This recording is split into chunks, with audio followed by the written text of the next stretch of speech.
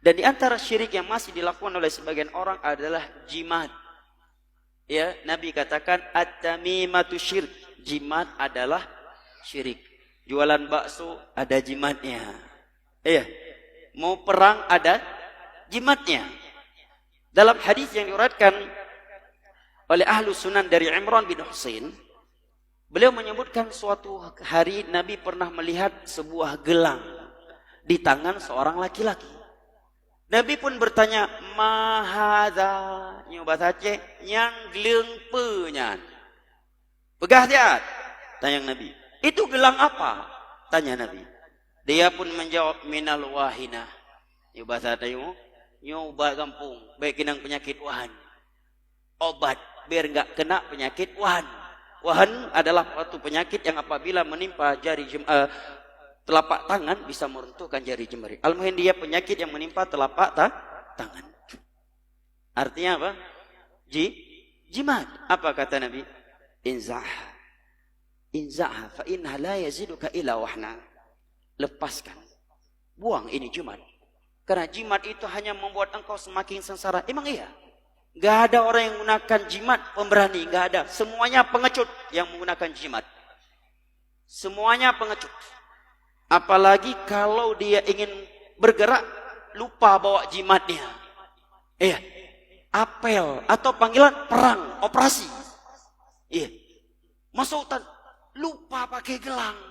Itu bisa-bisa ngompol dia dalam celana. Takut dia berperang, lupa bawa jimat. Akhirnya berhial dia.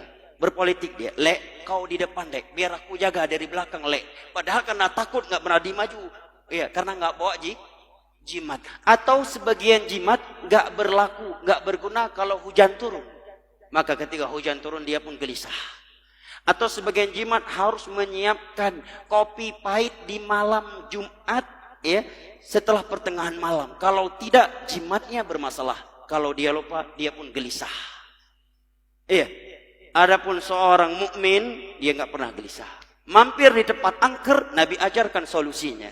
Nabi katakan man nazala manzilan faqala a'udzu bikalimatillahi tammah min syarri ma khalaq lam yadhurruhu syai'un hatta yartahil. Hadis riwayat Imam Muslim dari Abu Hurairah radhiyallahu anhu.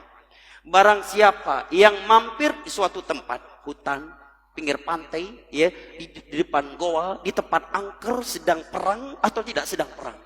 Dia berzikir, a'udzu bikalimatillahi tammah min syarri ma khalaq. Aku memohon kepadamu ya Allah dengan kalimat-kalimatmu yang sempurna dari segala kejelekan yang telah Engkau ciptakan, maka tiada satu makhluk yang dapat membahayakan dia sampai dia meninggalkan tempat itu. Enggak butuh jimat seorang mukmin.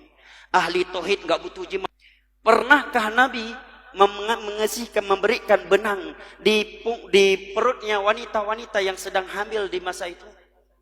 Ya, pernahkah para sahabat yang istrinya sedang hamil datang ke Nabi, gebah benang tikrek nepruh-pruh sihat Nabi, wah, urinang tengah hamil. Enggak pernah. Pernahkah ketika Umar, Khalid bin Walid, Abu Sufyan berangkat jihad, Nabi panggil Umar, "No jaleh. Nyempak benang kali long puruh bah. Nyo Al-Baqarah, nga Al-Imran ka kena mendung." Mak begat. Baru ja. Pernahkah? Tidak pernah. Nabi ketika mereka mau perang dipanggil dulu oleh Nabi, kemudian dikasihkan benang keramat, kasihkan cincin keramat, pakai anak cincin. Yo miuna cincin yang bajaron nu ho kaja hande ke. Yo kana atau dalam. Tidak pernah. Karena Al-Qur'an bukan untuk itu, padahal Nabi adalah Rasulullah sallallahu alaihi wasallam. Maka Nabi katakan, buang ini jimat, fa innahu la yaziduka ila wahna. Jimat itu hanya membuat engkau penakut, pengecut dan lemah. Falau mita ma aflahta abada. Kalau kamu mati masih menggunakan jimat, kamu binasa selama-lamanya. Ini hal-hal yang cukup prinsipil yang perlu kita bahas. Ya, sekarang banyak orang bahas ekonomi ini itu, masalah syirik masih banyak dibiarkan. Yang itu adalah sebab kehancuran agama dan bangsa. Betapa banyak sebagian orang tidak beranggapan sial kalau dia hidup tanpa sholat, tetapi dia beranggapan sial kalau melewati kuburan aulia di suatu tempat kemudian tidak turun nitip sedekah di situ. Iya, khawatir malang, khawatir sial perjalanannya. tapi dia nggak khawatir sial hidup tanpa salat, tanpa puasa, tanpa melaksanakan perintah-perintah Allah yang lainnya. Apa yang menyebabkan demikian? Syirik, jemaah. Syirik ini bahaya sekali, jemaah. Ini sesuatu yang sangat prinsipil. Oleh karenanya Nabi 13 tahun di Mekah belum membahas sholat, zakat, riba, khamar 13 tahun diminum di hadapannya, di depan matanya. Nabi enggak katakan itu haram. Riba 13 tahun Nabi diam. Sholat tidak boleh wajibkan dengan sempurna di Mekah. Puasa juga tidak, kecuali puasa Asyura. Itu pun akhir-akhir beliau di Mekah. Haji juga tidak. Syirik semua pembahasannya. Akidah, akidah, akidah, akidah, akidah. Ketika mereka sudah memiliki hati yang bertauhid kuat, baru turun ini halal, ini haram, ini haram. Semuanya siap menerima dengan sami'na wa ata'na, karena akidahnya sudah lurus. Akidahnya sudah mantap.